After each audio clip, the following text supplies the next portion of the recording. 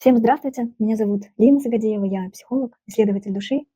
И в сегодняшнем видео хочу раскрыть такую важную и актуальную тему для многих родителей. Что делать, если у ребенка есть зависимости, и он много времени проводит в компьютере, в играх, в гаджетах. И хочу предложить посмотреть на ситуацию с двух сторон. А Первый способ, он такой самый привычный для нас. И раньше в большинстве семей дети воспитывались именно вот таким вот способом. И этот способ — это оценочность. То есть если поведение и результаты ребенка не соответствуют ожиданиям родителей, то родители чаще всего просто как-то это оценивали и критиковали.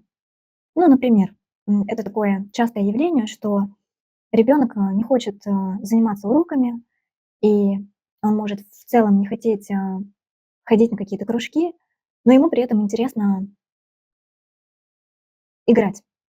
И большую часть времени после школы он может сидеть либо за телефоном, либо за компьютером и просто играть.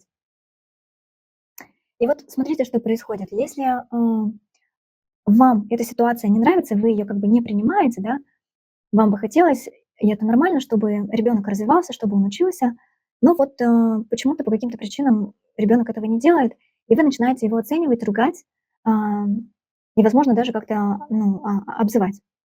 А, Ну, что, мол, ты лентяй, у тебя ничего не получается, все из рук валится, ты какой-то вот немощный. Ну, это, конечно, уже такие, не обязательно, что это так. И вот смотрите, всегда любая оценка, ну, особенно, конечно, и такая отрицательная, да, она всегда будет держать в рамках того, кого оценивают. А, То есть ребенок, если ребенку постоянно говорить о том, что вот он лентяй, то он будет думать, что, ну, вот он всегда такой, и он будет себя чувствовать каким-то не таким, нелюбимым, нежеланным, каким-то таким вот дефицитным. А, И, соответственно, у ребенка не будет, когда его негативно оценивают, у него нет мотивации для того, чтобы начать что-то делать по-другому. И наоборот, а, чем больше ребенка не принимают, тем больше он чувствует это непринятие. И лень, апатия, сопротивление — это все следствие в итоге непринятия. И сейчас вот расскажу про второй способ. А, и это способ исследования. Это когда вы начинаете с позиции наблюдателя, исследователя смотреть на ситуацию и задавать в первую очередь вопрос себе. Не почему ребенок такой, да, не оценивайте его, а себе вопрос задавать. Интересно, а почему или из-за чего мой ребенок сейчас ленится и не хочет делать уроки? Интересно, что за этим стоит?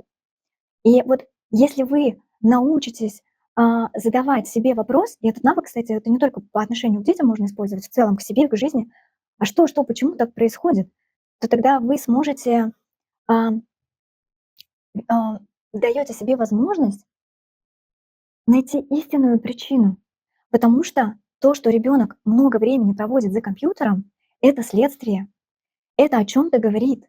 И чаще всего, ну вот если ребенку больше нравится проводить в виртуальной реальности время, да, значит, ему реальная реальность не по каким-то причинам не нравится, то есть какие-то его эмоциональные потребности не удовлетворяются. Там что-то происходит, возможно, какой-то разлад с одноклассниками. Возможно, он приходит со школы, и ему не хватает внимания, его постоянно критикуют, что там, он там оценки плохие приносит. Возможно, и часто, кстати, такое бывает, дети просто об этом не говорят даже. У него там может болеть животик, потому что когда ребенок, да и взрослый тоже испытывает какой-то эмоциональный стресс, это всегда отражается на состоянии ЖКТ. И вот он бедненький ходит такой, фрустрирует, ему там не так, здесь что-то ему-то сказали. А если он еще и какой-то чувствительный, то естественно, что ему некомфортно находиться либо в семье, либо в школе, либо и там, и там. и он находит то место, где ему комфортно. И и хорошо, что эта как бы возможность вообще есть в целом, что он хотя бы вот так вот как-то может компенсировать те эмоции, которые вот он недополучает или что-то прожить не может в отношениях с другими людьми. И по сути это все про отношения. И, и если вы начнете исследовать эту тему, почему так происходит, то тут вы начнете вопросы задавать, искать, точнее, причины не только в ребенке, но и в себе.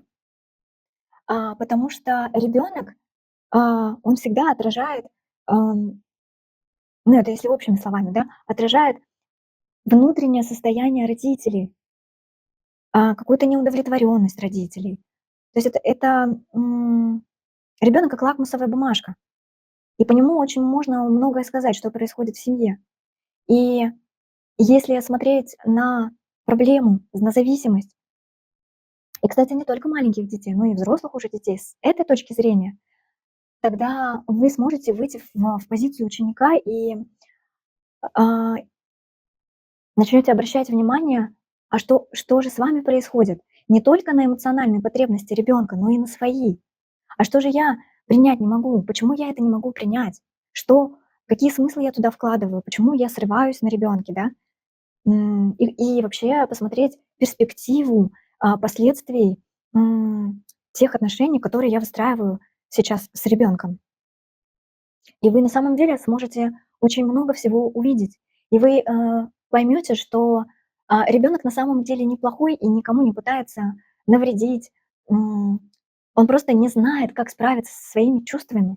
И родитель, по сути, ведь нужен ребенку как раз таки для того, чтобы помочь ребенку прожить его чувства, чтобы разобраться в этом, как-то, помочь ребенку поменять отношение к чему-то, да. Чаще всего любые капризы, ребенка, всегда связаны с недостатком внимания или с, критикой и непринятием. И, и вот это вот, 2 способ, когда вы начнете исследовать, и смотреть на своего ребенка точнее, на то, что с ним происходит, с принятием и с признанием того, что да, факт. То есть не нужно от этого бежать, что там у ребенка есть какая-то зависимость, что вот он зависает, в компьютере. М, Дать этому место и как бы начать к этому относиться как к познанию. И вы тогда увидите, что если вы начнете принимать, м, желание ребенка там играть, то вы увидите, как начнет, меняться сам ребенок. Потому что любому ребенку, любому взрослому человеку самое главное, что необходимо, самая главная эмоциональная потребность в принятии, чтобы быть, как бы увиденным, что да, я вообще не хочу ничего делать, мне вообще в школе не нравится, я хочу вот просто целыми днями сидеть и играть. Вот скажите этому "да". Пусть разрешите ребенку этого хотеть. И, посмотрите на это как на игру.